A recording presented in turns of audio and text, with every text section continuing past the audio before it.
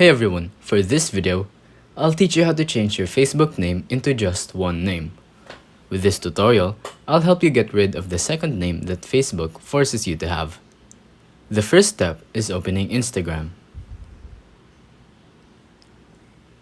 Once you're here, you will see the Feed tab.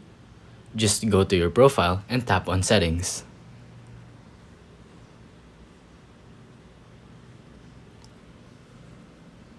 Scroll down and find Account Center.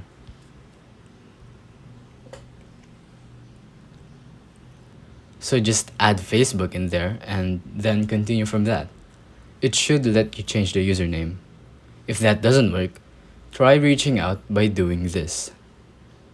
Go back to Settings, Help, and Report a problem.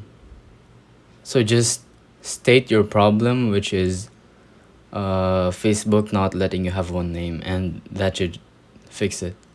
Simple as that. If you think this video was helpful, please consider liking, subscribing, and hitting the notification bell.